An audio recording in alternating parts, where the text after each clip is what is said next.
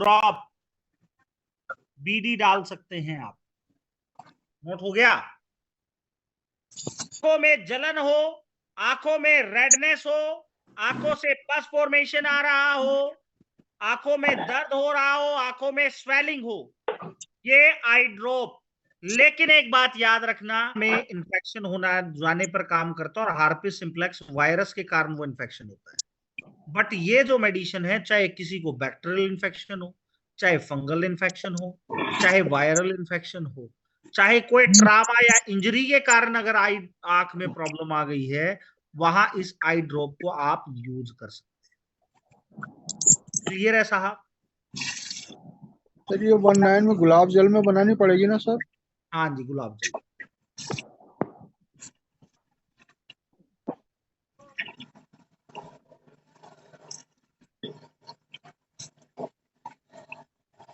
Note हो गया? कुछ समझ में आ रहा है? हो गया सर। देखो यहां पे हम आपको कंपैरिजन बता रहे हैं। दूसरी चीज में आपको अगली स्क्रीन आ रही, सिस्टिक एक्ने सुना होगा आपने, स्क्रीन पर आ रहे हैं।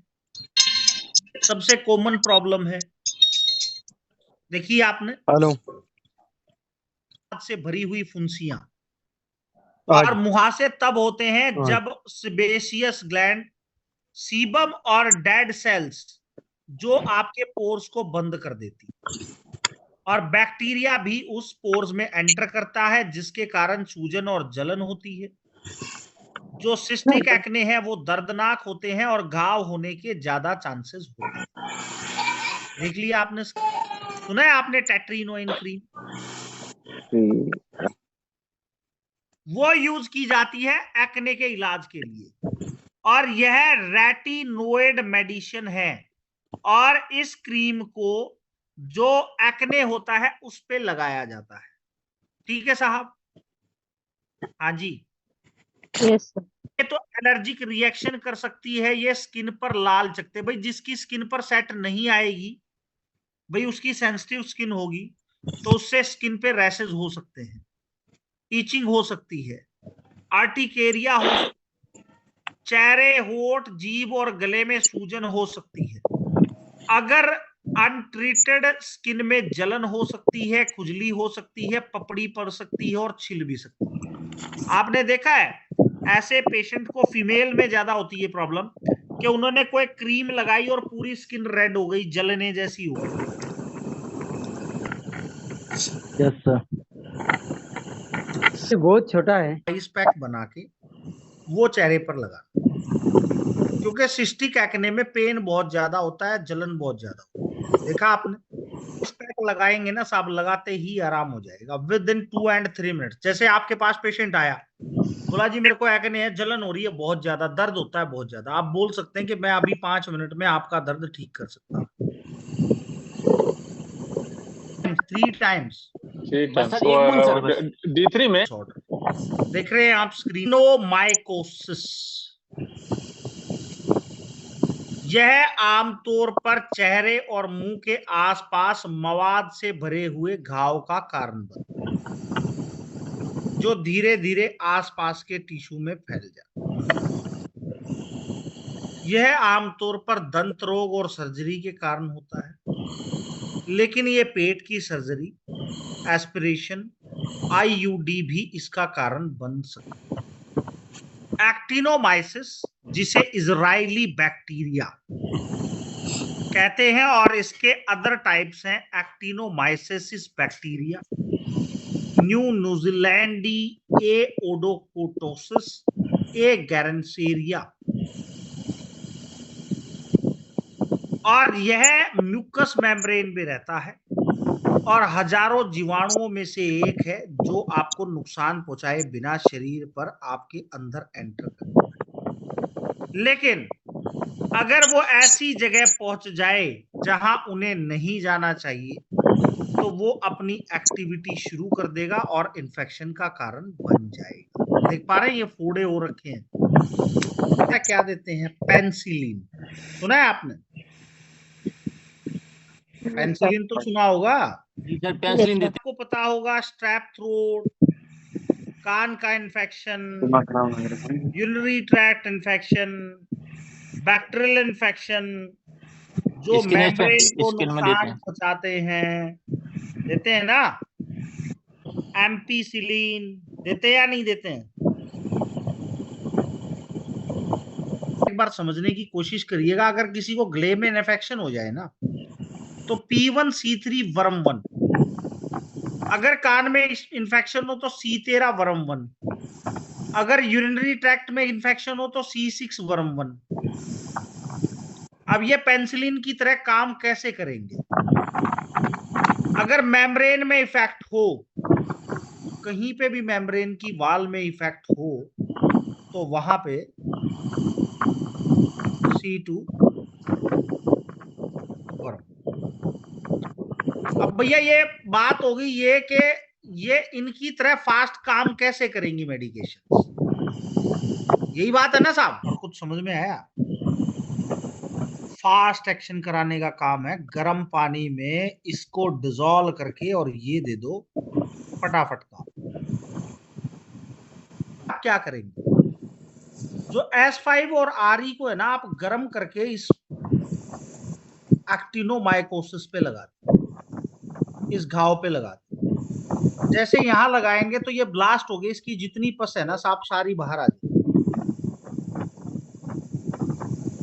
समझे कुछ? आप डालेंगे और फिर उसको गर्म पानी में रख देंगे, जैसे वो गर्म हो जाएगा उसके ऊपर लगा देंगे। ठीक है?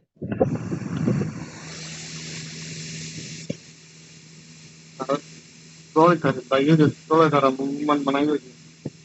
बीमारी पहली बार सुन रहे होंगे साहब। ये विड्रॉल एक सिम्टम्स की चेन होती है, उस पेशेंट के साथ होती है जो लंबे टाइम तक शराब का सेवन बंद कर देता है या काफी कम कर देता है, यानी कि जिसको अल्कोहल उपयोग विकार AUD वाले लोगों को इफेक्ट करता है, और शराब की वापसी बहुत हल्के सिम्टम से लेकर गंभीर रूप से हो सकती है, जिसे डिलीरियम ट्रेमेंस के रूप में जानते हैं। जैसे इसमें सिम्टम्स आपको क्या मिल सकते हैं अल्कोहल विड्रॉल में? ठीक है, यदि पेशेंट 2 हफ्ते से अधिक के बारी उपयोग के बाद शराब का सेवन बंद कर देता है या इसकी मात्रा कम कर देता है, तो शराब से मुक्ति संभव हो सकती है। और अगर पेशेंट शराब 5 या उससे अधिक पे प्रति सप्ताह 15 या उससे अधिक बार सेवन करता है, भाई सप्ताह में 15 से ज्यादा बार शराब पिएगा तो दिक्कत होगी। इसके लिए पेशेंट को क्या दिया जाता है? डाइजापाम। सुना है आपने डाइजापाम? बेसिकली मांसपेशियों की ऐंठन, मरोड़, चिंता का इलाज करती है, या इसका उपयोग शराब विड्रॉल सिंड्रोम को कम करने के लिए किया जाता है। यह नर्वस सिस्टम को शांत करने का मुद्दा है। तो ये जो मेडिसिन है वो नर्वस सिस्टम को शांत करता है। अब इसके रिएक्शन क्या हो सकते हैं? डाइजापाम तो सुनी होगी ना आप लोगों, नोट कर लो साहब। इसके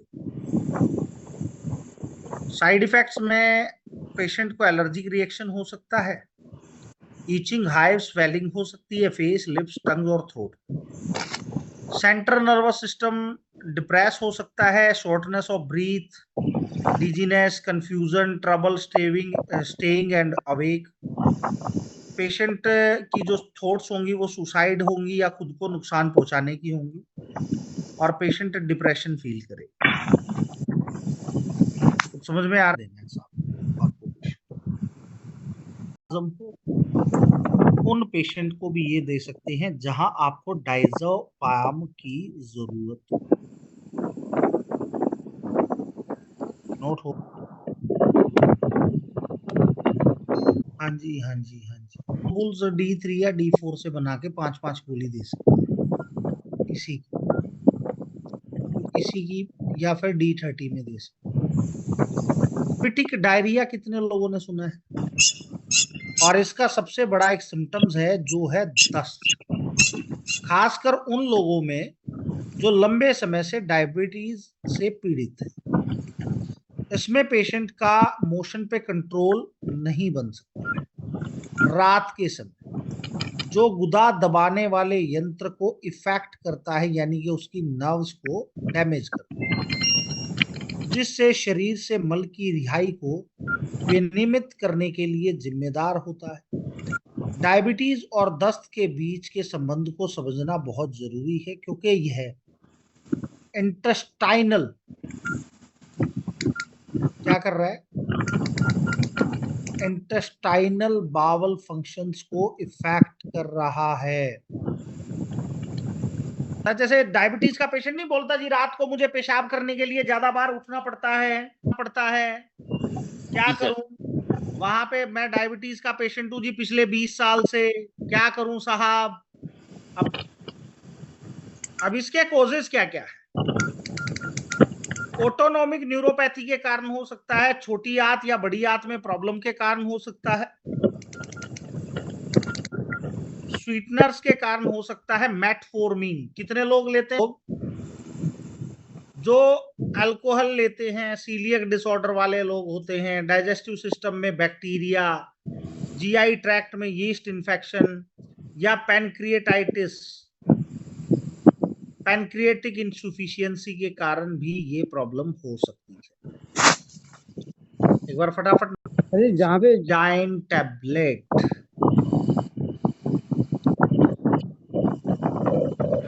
अब क्लोनिडाइन की टैबलेट हाइपरटेंशन में प्रयोग की जाती है, देखा आपने? दिल का धीमी गति, slow heart beat, dizziness, fainting, light headed, confusion, trouble breathing, weakness और फटीग।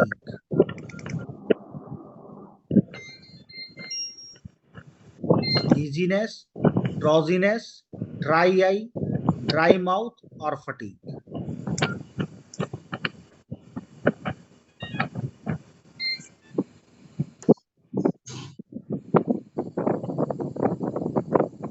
टेटनस को लॉक कर देता है, पूरे बॉडी की मसल्स में ऐठन। टेटनस तब होता है जब एनवायरनमेंट में पाया जाने वाला क्लोस्ट्रीडियम टेटानी बैक्टीरिया स्किन में एंटर करता है। तो कैसे एंटर कर सकता है भैया? जो बॉडी में टेटनस टॉक्सिन्स जहर बनाते हैं, ये जहर रीढ़ की हड्डी से आपकी मसल्स तक नर्वस सिस्टम को ब्लॉक कर देती है, जिससे पेशेंट को ऐठन होती है, और ऐठन इतनी तेजी से हो सकती है कि मसल्स को फाड़ देती है और रीढ़ की हड्डी में फ्रैक्चर का भी कारण बन सकती है। समझ में आया? कौन सा बैक्टीरियल कोड तक ना पहुंच जाए और जिसके कारण पेशेंट को प्रॉब्लम ना क्रिएट हो। इसके लिए ट्रीटमेंट क्या दिया जाता है? टेट्रासाइक्लिन। क्या दिया जाता है? बैक्टीरिया को खत्म करता है। और टेट्रासाइक्लिन के जो साइड इफेक्ट हैं, गैस्ट्रोइंटेस्टाइनल साइड इफेक्ट हैं। पेशेंट को पेट में प्रॉब्लम हो सकती है, लूज मोशन हो सकता है, लॉस ऑफ एपेटाइट हो सकता है, नोजिया, वोमिटिंग हो सकती है। क्या क्या हो सकता है? Hepatotoxicity, kidney failure, oesophageal obstruction या स्ट्रिक्चर, इंट्राक्रेनियल हाइपरटेंशन। क्या कर सकता है? किसी को भी कोई चोट लग जाए ना साहब, और आपको टेटनस का इंजेक्शन देने की जगह अल्टरनेट बता दिया, वर्म 1 BE-A3F1 को D30 में दे देना, आपका काम होगा। इसलिए लगाना है सर। 3 दिन आप पीने की दवाई दे दो, लगाने की दवाई दे दो, बात खत्म हो गई। बैक्टीरियम बैक्टीरिया के कारण होता है, और डिप्थेरिया वाले लोगों को सांस लेने में, निगलने में प्रॉब्लम होती है और स्किन पर घाव हो जाते हैं। बार फटाफट नोट कीजिए फिर।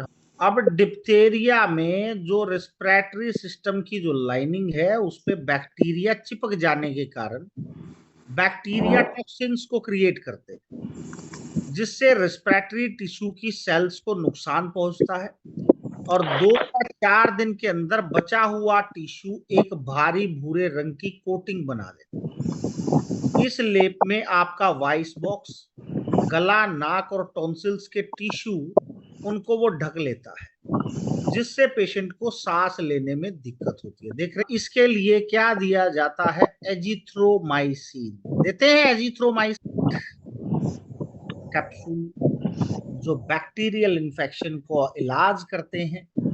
वायरल इन्फेक्शन, सर्दी और फ्लू का इलाज नहीं करता है। बेसिकली गले का जो भी रोग होता है उसमें क्या देते हैं समझ लीजिएगा साहब।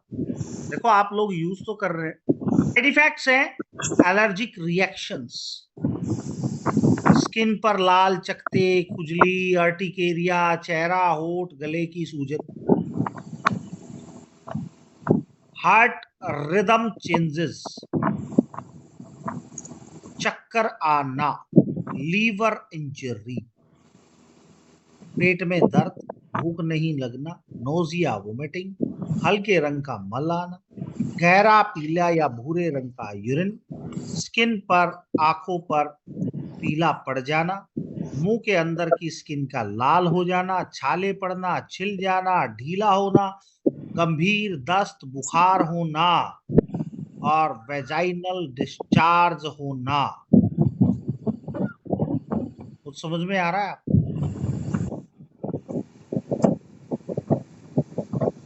TDS गर्म पानी में डालकर और गार्गल्स कराने दिन में 3 बार। पहले गार्गल से ही आराम। गर्म पानी में इसकी 50 बूंद डालना, 1 गिलास गर्म पानी में। पेशेंट को गार्गल करने के लिए बोल देना। आपका पेशेंट 5 मिनट में बता देगा क्या पोजीशन। समझ में आया? इनको साथ में तो ये और दे देगा। ठीक है जी, नोट हो गया साहब? आपकी स्क्रीन पर आ रही है वूपिंग कफ, आ रही है। कहते हैं जी काली खांसी। ये एक इन्फेक्शियस डिसऑर्डर है जिसमें बार बार तेज खांसी आती जाती रहती है, हफ्तों महीनों तक बनी रहती है और ये बच्चों में ज्यादा होती है। देखा आपने? ये बोर्डेला पुट्रिस नाम का बैक्टीरिया है जो खांसी का कारण बनता है। जैसे ये बैक्टीरिया रेस्पिरेटरी ट्रैक्ट में एंटर करता है, जो आपके रेस्पिरेटरी ट्रैक्ट की लाइनिंग पर जो छोटे बाल होते हैं उससे जुड़ जाता है और फिर टॉक्सिन छोड़ता है और सीलिया को नुकसान पहुंचाता है, जिससे एयरवे में सूजन आ जाती है और इस सूजन आने के कारण आपके बलगम का जो सिक्रीशन है वो इंक्रीज हो जाता है और पेशेंट को खांसी हो जाती है। अब इसमें ट्रीटमेंट क्या देते हैं? एम्पीसिलिन। क्या देते हैं? बेसिकली पेनिसिलिन एंटीबायोटिक है जो कुछ बैक्टीरियाज को ट्रीट करता है। अब अगर उसको दिया और उसके साइड इफेक्ट्स अगर आप सुनेंगे तो पेशेंट को स्किन रैशेज होते हैं, खुजली होती है, अर्टिकेरिया, चेहरे, होठ, जीभ में सूजन, खूनी या पानी जैसे दस्त, चक्कर आना, गिरना, बुखार होना, मुंह के अंदर की स्किन का लाल हो जाना, छाले पड़ जाना, छिल जाना, टीजर्स हो सकते हैं, निगलने में दिक्कत हो सकती है और पेशेंट बहुत ज्यादा कमजोरी महसूस कर सकता है। हो गया?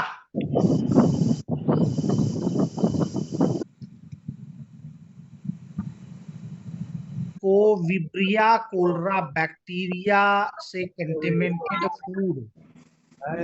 हैजा एक अचानक होने वाली बीमारी है जो विब्रिया कोलरा बैक्टीरिया से कंटेमिनेटेड फूड जिसने खाया उसके कारण ये प्रॉब्लम होती है। और हैजा में पेशेंट को डिहाइड्रेशन, लूज मोशन हो सकते हैं और पेशेंट की डेथ भी हो सकती है। हैजा कैलोरी बैक्टीरिया, हैजा वी कैलोरी बैक्टीरिया से होता है और इन बैक्टीरिया से इन्फेक्शन वाले लोगों में जो बाई उसके टॉयलेट फीसिस के थ्रू ये फैलता है और ऐसा तब होता है जब इन्फेक्टेड मल, जो पानी कंटामिनेटेड जो मल है वो पानी को दूषित कर दे और पानी को ठीक से साफ ना किया जाए या फिर खाना पकाने और धोने के लिए उस पानी का उपयोग कर लिया जाए तो पेशेंट को ये प्रॉब्लम हो सकती है, या तो कंटामिनेटेड फूड से या कंटामिनेटेड वाटर से। तो क्या हो सकता है?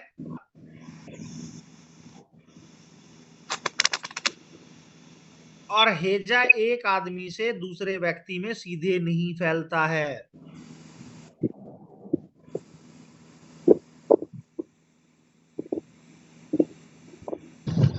जो उसके लिए यूज कर दी जाती है नॉर्फ्लॉक्स TZ देते हैं, हाँ नहीं देते हैं, सोजेड। जी सर।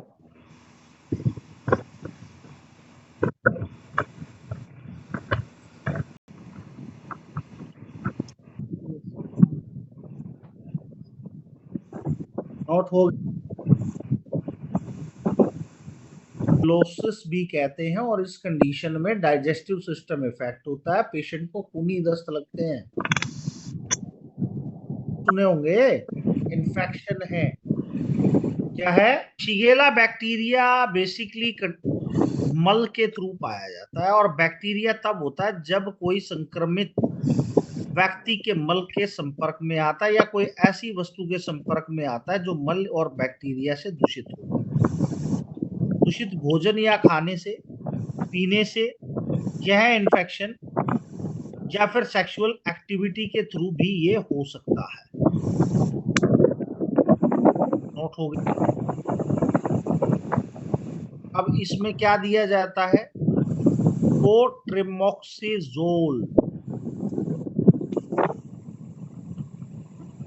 एक मेडिसिन है जो निमोनिया में काम करेगा, ब्रोंकाइटिस में काम करेगा, यूरिनरी ट्रैक्ट, कान के इन्फेक्शन में, आंतों के इन्फेक्शन के लिए, इलाज के लिए यूज किया जाता है। सुना है आपने? अभी आप यहाँ पे ये नहीं पूछोगे कि सर वर्म 1 क्यों हटा दिया।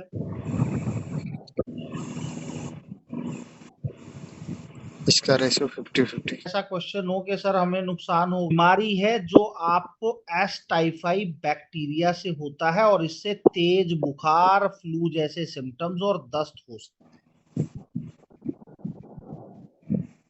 जानलेवा हो सकता है, और इसका तुरंत एंटीबायोटिक दवाओं से इलाज किया जाता है।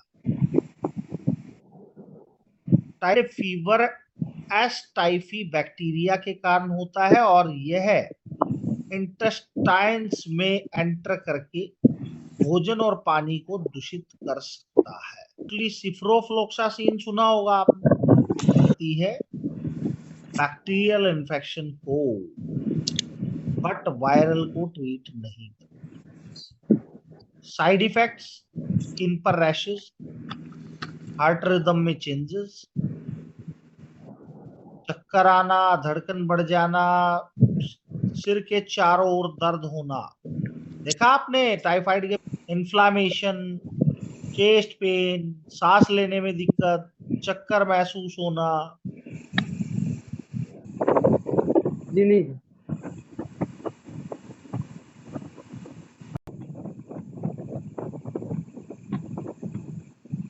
तो ठीक है, ओके, थैंक यू। सभी मेडिसिन की एक बूंद 30 ml में डालनी है। जी क्लियर है। इन्फेक्टेड जानवर की लार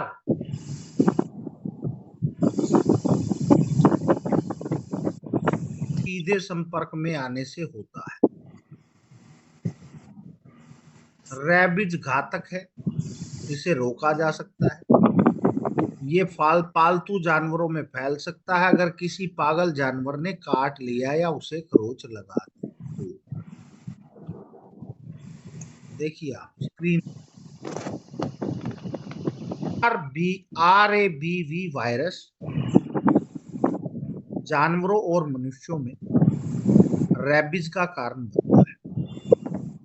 नसों के थ्रू पूरी बॉडी में घूमता है, नर्व्स को डैमेज करता है, इम्यून सिस्टम से छिपा रहता है जब तक कि यह ब्रेन तक ना पहुंचे, जहां यह ब्रेन को नुकसान पहुंचाता है और पेशेंट मर जाता है। समझ में आया? हाँ जी।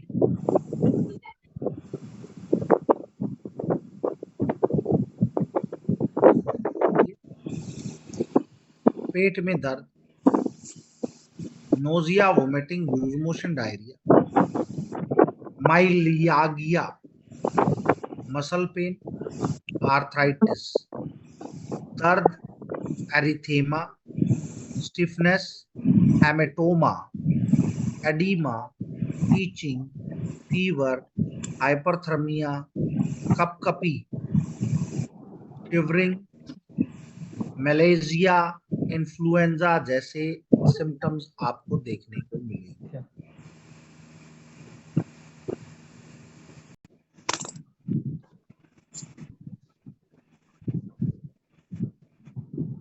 डिसऑर्डर्स के नाम से जाना जाता है और ये इन्फेक्शन की कंडीशन है जो प्राचीन काल से चली आ रही है, लेकिन समय पर पता चलने पर इसका इलाज होने से इसे ठीक किया जा सकता है। लेप्रोसी के उपचार में एंटीबायोटिक मेडिसिन के साथ मल्टी ड्रग थेरेपी भी दी जाती है।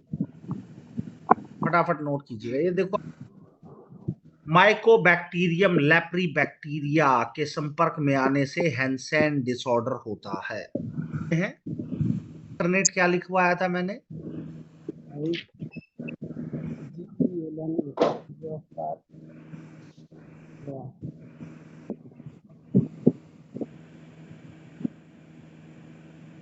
कॉमन बीमारी क्लोसिस एक बैक्टीरियल इन्फेक्शन है जो टीबी के नाम से जाना जाता है और इसका इलाज ना किया जाए तो बहुत घातक हो सकता है। टीबी अक्सर लंग्स को इफेक्ट करता है और लेकिन यह ब्रेन और बॉडी के अदर ऑर्गन्स को भी इफेक्ट कर सकता है। ट्यूबरक्लोसिस एक बैक्टीरियल इन्फेक्शन माइकोबैक्टीरियम बैक्टीरिया के कारण होता है और इसके लिए राइफामेपिसिन सुना है आपने? इनको डिजीनेस होगी, इंडाइजेशन होगी, ब्लीचिंग होगी, फिजोमोटर एजिएशन होगा, ब्लीडिंग अंडर द स्किन होगी, ब्लड विजन होगा, चेस्ट पेन होगा, हाइव्स होगी और मसल्स वीकनेस भी होगी।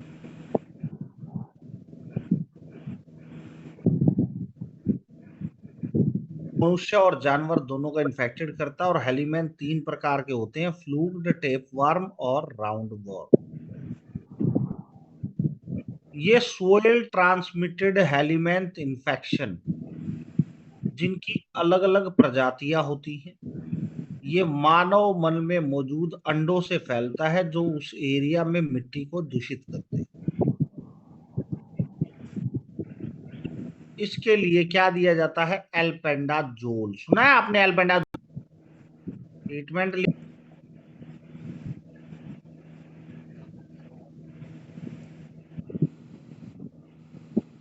टाइम ही दी जाएगी। पेट में कीड़े नहीं मिलेंगे आपको, कोई भी कीड़ा हो पेट में। सेक्सुअल ट्रांसमिटेड इन्फेक्शन जिसके कारण पेशेंट को हार्ट में, ब्रेन में, मसल्स में, आईज में प्रॉब्लम हो सकती है और ये अनप्रोटेक्टिव इंटरकोर्स के कारण होता है। इसका बैक्टीरिया है ट्रेपेनोमा पैलिडम बैक्टीरिया है जो सिफिलिस का कारण बनता है और बैक्टीरिया वेजाइना में, एनस में, पेनिस में और मुंह या टूटी हुई स्किन के थ्रू बॉडी में एंटर करता है और बैक्टीरिया पूरी बॉडी में फैला रहता है और जो कुछ ऑर्गन को भी नुकसान पहुंचा सकता है। अब इसके लिए ट्रीटमेंट क्या देते हैं वो लोग? पेनिसिलिन। दिख रहा है आपकी स्क्रीन पर? अब यहाँ पे मैं आपको ट्रीटमेंट दे रहा हूं।